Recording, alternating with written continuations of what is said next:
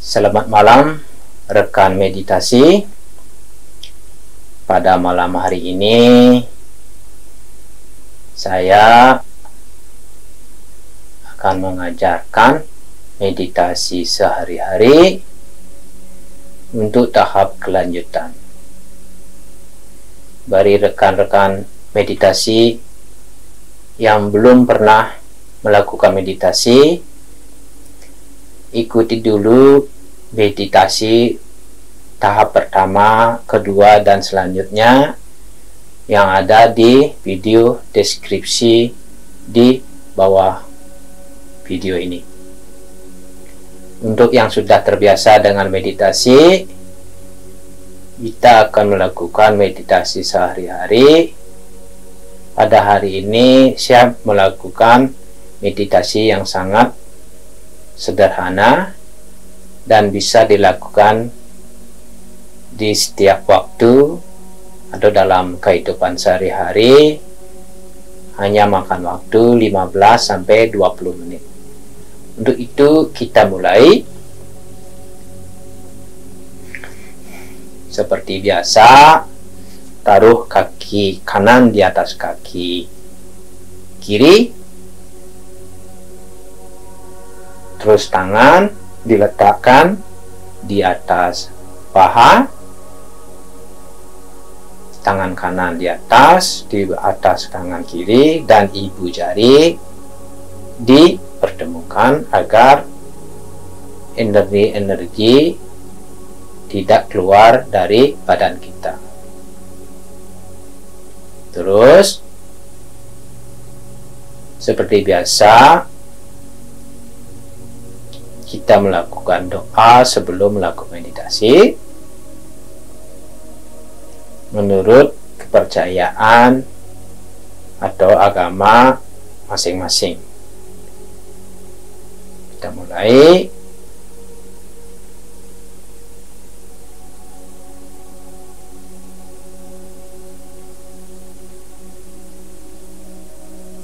Selesai. Terus lidah ditaruh di atas langit-langit dan mulut ditutup, dagu ditarik sedikit ke belakang dan badan tegak, biar kalau ada energi-energi yang masuk tidak ada goncangan atau getaran-getaran yang bisa menyebabkan kita tidak enak dalam bermeditasi. Pejamkan mata dan tetap menghirup nafas di hidung sambil merasakan nafas keluar dan masuk. Bagi pemula yang masih belum bisa mengatur nafas atau merasakan nafas dengan baik, Anda masih tetap bisa melakukan pernafasan atau menghitung nafas dari 1 sampai 10 atau 1 sampai 5 seperti pelajaran 1 sampai pelajaran 4. Tetap menghirup nafas dan rasakan nafas keluar masuk. Terus kita melakukan sampai 5 atau 10 menit.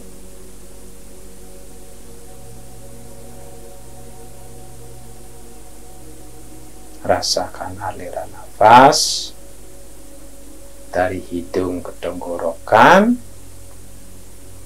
dan dari tenggorokan ke paru-paru. Dan waktu menghembus nafas sama dari paru-paru ke tenggorokan dan keluar ke hidung. Tetap merasakan nafas dan tetapkan konsentrasi di dalam hidung sambil sewaktu-waktu kita merasakan 10 badan. Sambil merasakan nafas kita akan merasakan badan, biar badan kita tetap lemes dan merasakan lebih enak. Pertama-tama rasakan di sekitar kepala, seperti pelajaran yang terdahulu. Ingat lagi pelajaran yang terdahulu. Sekeliling kepala, rasakan apapun rasa itu.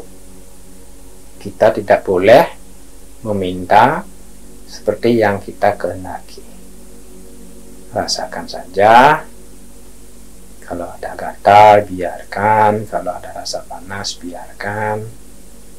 Tidak menjadi masalah. Berlatih merasakan apa adanya. Kalau sudah ada perubahan, ada rasa yang lain, artinya sudah ada perubahan. Dari panas dari ke dingin, atau dari dingin ke panas, atau sejuk, atau apapun itu. Selanjutnya rasakan tenggorokan.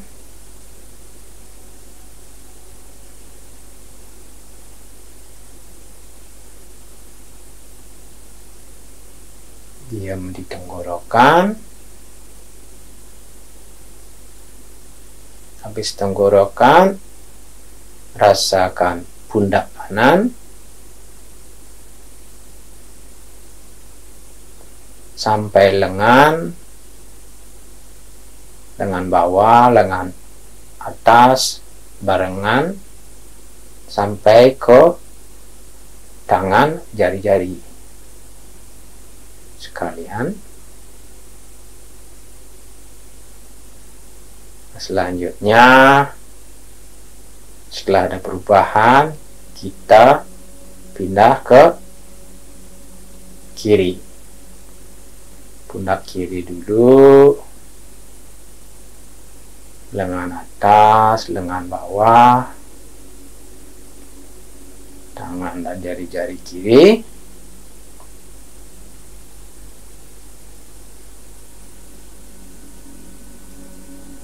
Ada perubahan, kita pindah ke depan.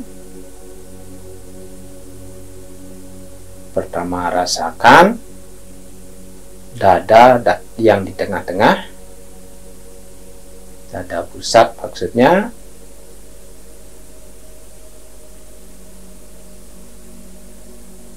Habis itu rasakan dada kiri dan kanan secara bersamaan.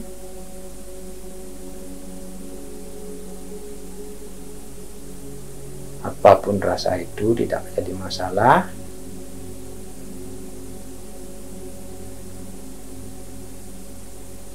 Kita pindah ke perut.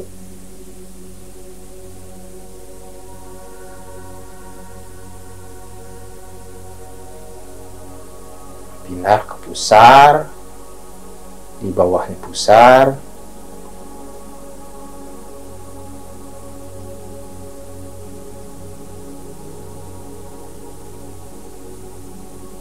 Habis itu kita pindah ke sistem produksi di sekitar kemaluan.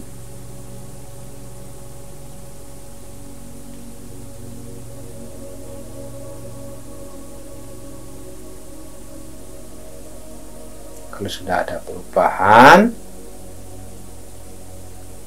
kita ke paha kanan, lutut sampai kaki, sampai jari-jari kaki, semuanya keseluruhan. Rasakan saja,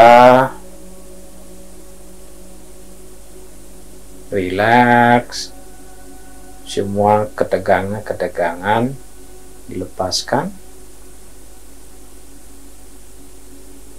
Sudah ada perubahan, kita ke kiri, ke paha kiri dulu, lutut, betis, semua sampai jari-jari kaki.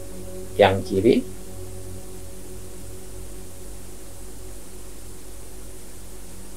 Sambil atur nafas, rasakan di hidung.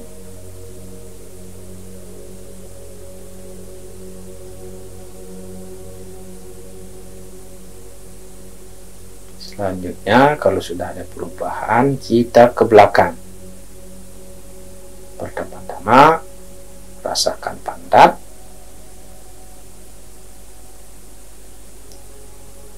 Kalau Anda punya penyakit ambeien, rasakan lubang pantat.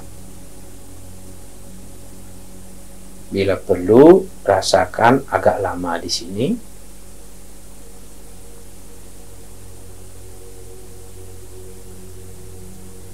Biar pantat kita rileks.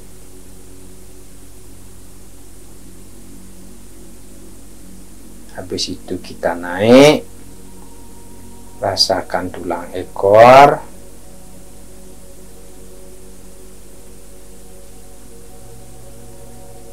Naik sedikit pinggang. Jangan ditarik. Dari yang satu ke yang lain itu kita dilompat, jangan ditarik, karena masih belum bisa menyelaraskan energi-energi atau cakra-cakra di seluruh badan. Nanti kita akan merasakan cakra setelah badan kita ringan. Nah, habis itu naik sedikit ke punggung. Rasakan punggung, apapun rasa itu tidak jadi masalah.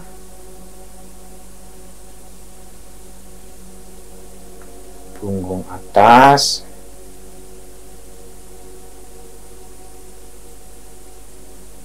rasakan ke seluruh punggung.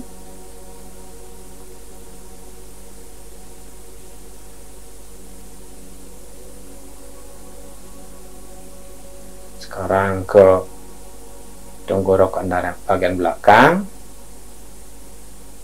mungkin dibilang tengkuk atau apa.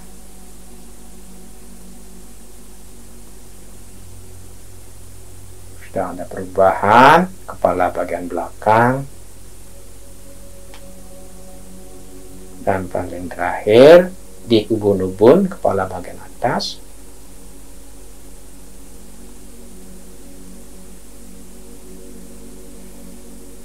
Nah, kita kembali dan nafas seperti biasa, dan rasakan badan ke seluruh badan,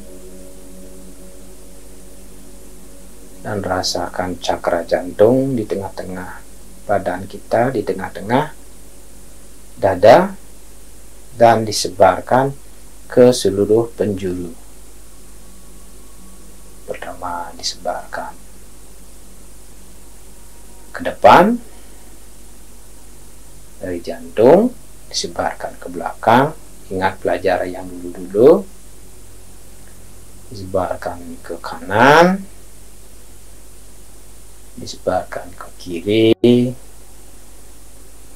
tetap sebarkan dari jantung, disebarkan ke atas, disebarkan ke bawah, dan disebarkan ke seluruh mata penjuru.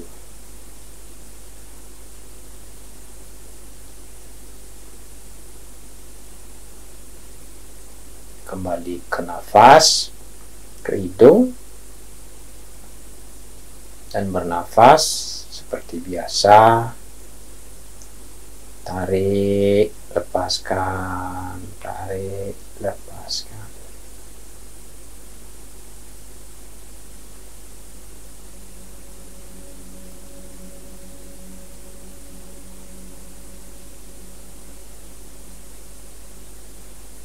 Apa yang terjadi setiap kita melakukan meditasi? Kalau kita bisa meditasi selama 1 jam, itu sama artinya kita tidur selama 3-4 jam. karena manusia itu tidur rata-rata 8 jam. 4 jam pertama itu kita tidur biasa dengan nyenyak, akan tetapi 4 jam setelah itu kebanyakan terjadi mimpi. Jadi tidurnya tidak senyenyak yang 4 jam pertama. Kalau kita bisa meditasi 1 jam, berarti kita udah bisa tidur 3 jam. Jadi kalau kita tidur 4 jam seperti biasa atau 5 jam, itu sudah melebihi kecukupan. Bedanya kalau kita meditasi sebelum tidur atau sebelum makan, dibandingkan dengan kalau kita tidak bermeditasi.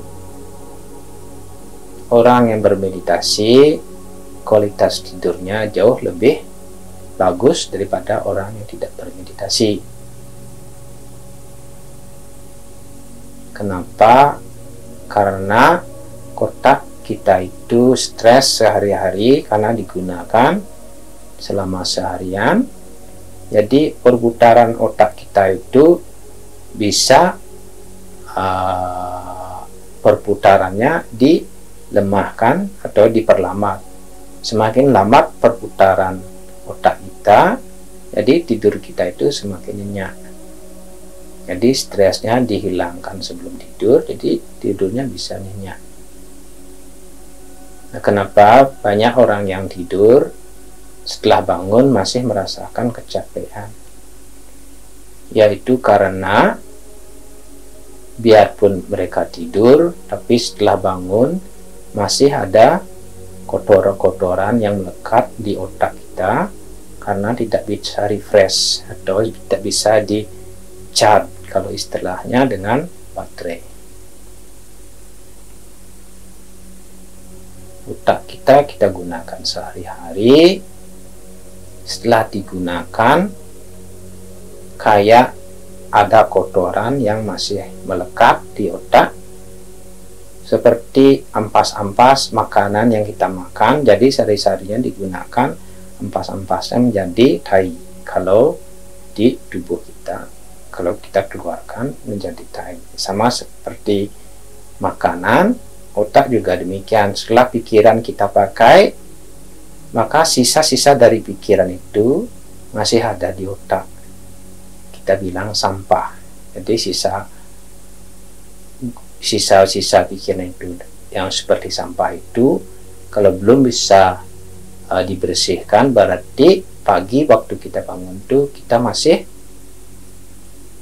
kurang dapat tidur. Jadi masih lemes, tidak enak, kurang fresh, tidak ada tenaga. Itu buktinya bahwa masih ada sampah di otak kita. Jadi sampah yang di otak itu bisa dihilangkan hanya dengan 3 cara. Melalui meditasi, melalui olahraga yang bagus, dan yang satunya tidur yang nyenyak. Kalau kita dapat meditasi dan tidur yang nyenyak, jadi kita sudah bisa melepaskan semua kotoran atau sampah-sampah di otak itu. Atau juga kita bisa refresh dengan berbelanja atau piknik. Itu piknik, refresh, relaksasi, itu semuanya ada kaitannya dengan otak. Kalau otak kita sehat, badan juga sehat. Jadi kalau otaknya kurang bagus, akibatnya badan juga tidak cukup istirahat. Jadi manusia itu terdiri dengan badan dan pikiran. Jadi salah satu dari pikiran atau badan kita tidak sehat, maka habislah kita. Sakit akan timbul. Kemelekatan, sakit apapun itu bisa di-refresh, bisa ditanggulangi dengan bermeditasi.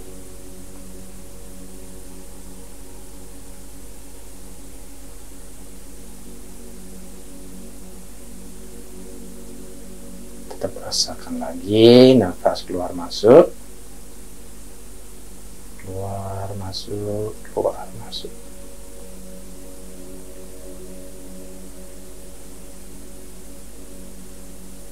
Rasakan nafas ringan.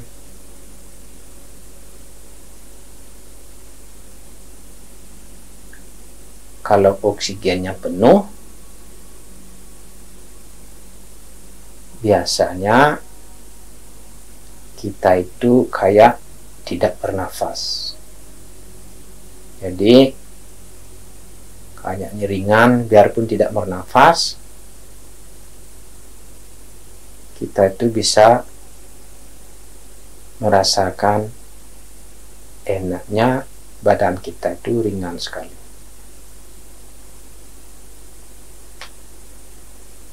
Napasnya ringan.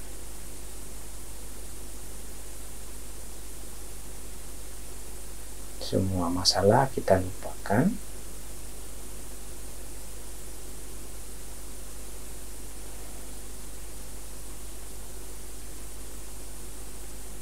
Banyak manfaat-manfaat meditasi yang kita tidak ketahui. Saya sudah merasakan banyak hal atau rintangan-rintangan yang saya alami selama melakukan meditasi, baik rintangan fisik maupun tidak fisik.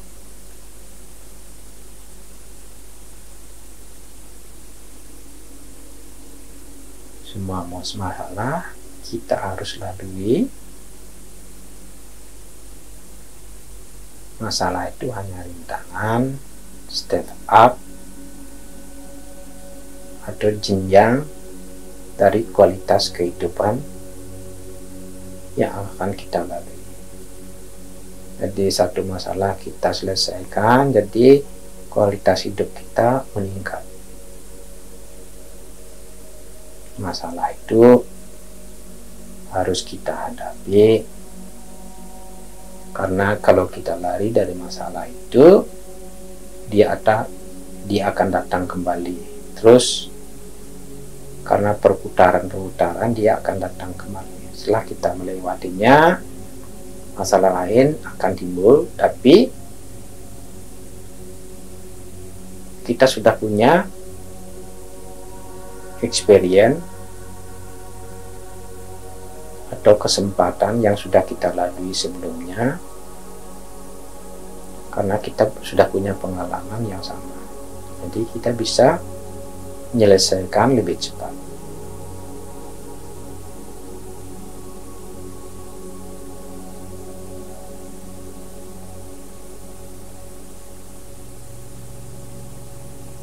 Selanjutnya kita akan merasakan energi-energi atau cakra-cakra yang ada dalam tubuh kita untuk menyegarkan badan kita.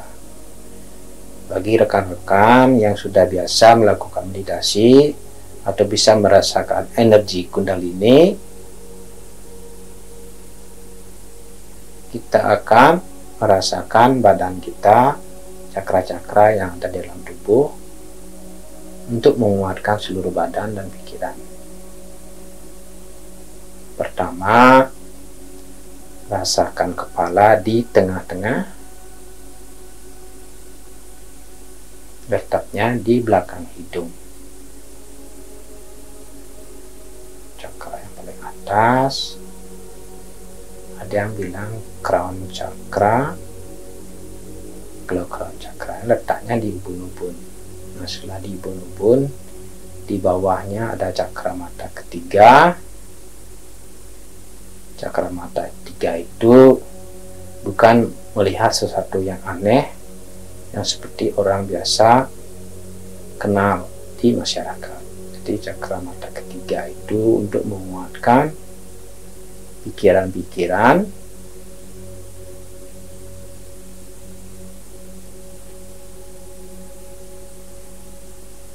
jadi pikiran itu biar secara langsung atau tidak langsung melalui masalah-masalah yang kita hadapi. Terus ke bawah, habis cakra mata ada 3 yang letaknya di belakang hidung, di tengah-tengah. Ada yang dibilang pineal glands. Dari ke atas ke bawah kita menuju cakra kerongkongan. Cakra kerongkongan itu warnanya biru. Kalau orang yang kuat di cakra kerongkongan, maka mereka dibilang kita punya energi kekuatan batin atau kesaktian. Itu ada sangkut pautnya di cakra kerongkongan. Kalau cakra kerongkongannya kuat, dengan suaranya dia bisa mengendalikan seseorang, bisa menasehati seseorang.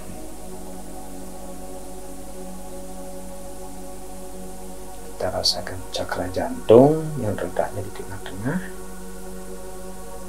terus ke bawah yang warnanya hijau.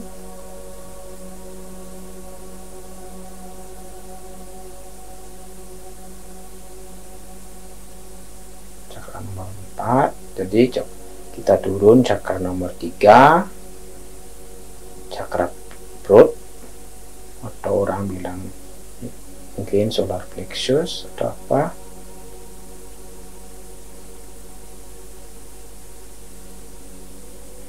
Ke bawah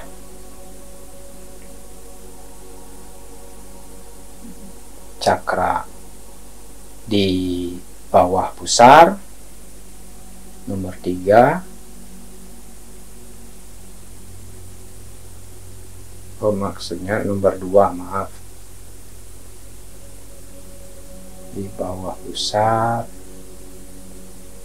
Nah, sini kalau orang Bali mungkin bilang gedong besi. Nah, tepatnya kalau kita punya kekuatan letaknya di sini.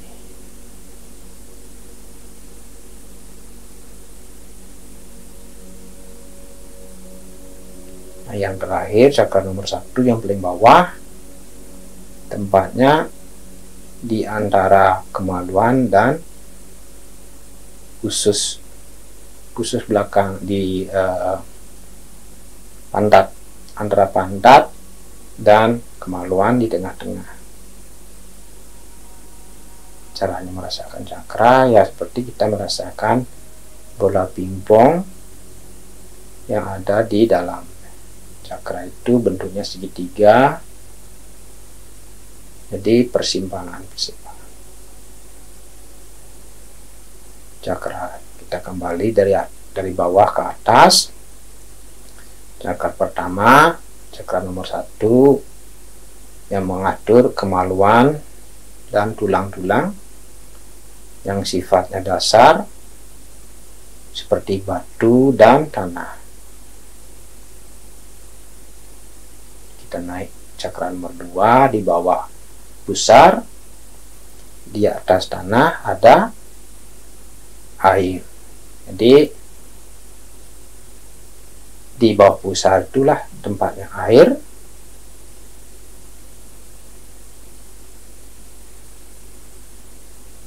Kalau di Jepang dibilang CQ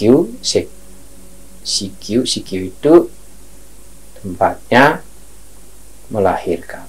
Jadi kandungan,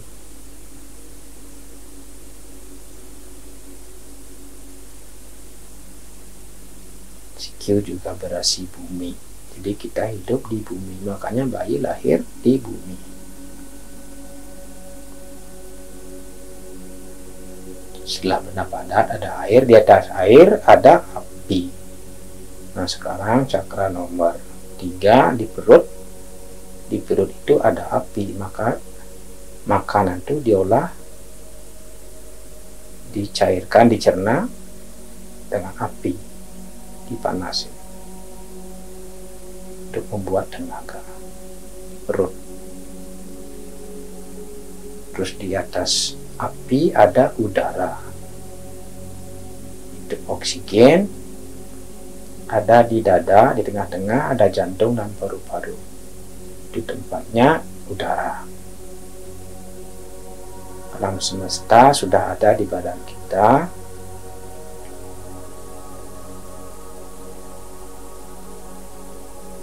Setelah jantung kita ke tenggorokan. Tenggorokan itu di atas udara ada planet-planet, jadi luar angkasa. Jadi kalau di Madya, di Bali dibilang Madya, alam bawah, alam tengah, dan alam atas. Nah, tenggorok itu alam tengah, penghubung antara alam bawah dan alam tengah. Jadi di bawah tenggorok itu apa yang terjadi? Isi perut, kemaluan, air atau apapun itu semua ada hubungannya dengan nafsu. Nafsu birahi, nafsu mencari duit, nafsu mencari apa, loba, atau semua yang bersifatnya ketergantungan.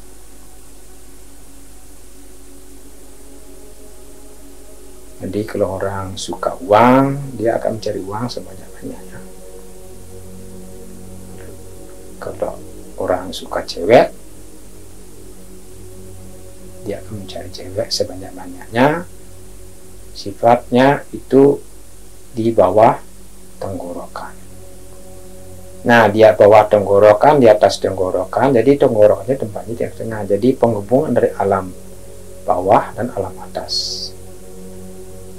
Nah, di atas tenggorokan itu udah menyangkut dengan ketuhanan, kemanusiaan. Dia naik ke cakra berikutnya, cakra nomor 6, cakra mata ketiga. Jadi kalau orang yang kuat di dalam cakra mata ketiganya itu biasanya dia suka dengan kemanusiaan, suka menolong.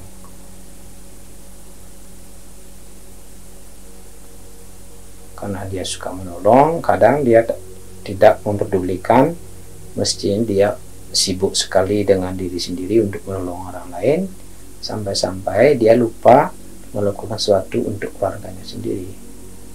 Jadi orang yang suka menolong biasanya mempunyai kelemahan dipakai oleh orang lain, karena kebaikannya dia bisa diolok-olok sama orang lain karena kebaikan, tapi tidak jadi salah karena dia sudah tahu.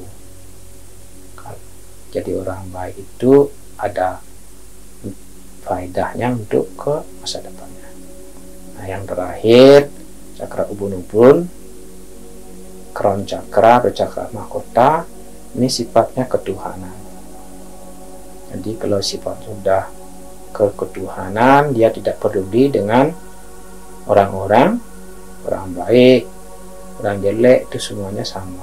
Jadi seperti balon, kalau kita tiup balon, balonku lebih besar dari balonmu. Jadi aku sifat sombonganku itu lebih tinggi dari sifat kesombongan. Jadi orang ini tidak mempunyai rasa angkuh, karena kalau balon itu meletus, yang tinggal adalah udara. Jadi kita tidak tahu mana udaramu dan mana udaraku. Jadi hanyalah udara. Jadi udara bisa berubah. Kalau kita mati, kita wafat, kita nggak tahu kemana arahnya, semua akan hilang. Betapapun kayanya orang, karena kita tidak membawa uang, setelah mati ya hanya tinggal nama. Kita balik, nafas seperti biasa, nafas seperti biasa, naik turun.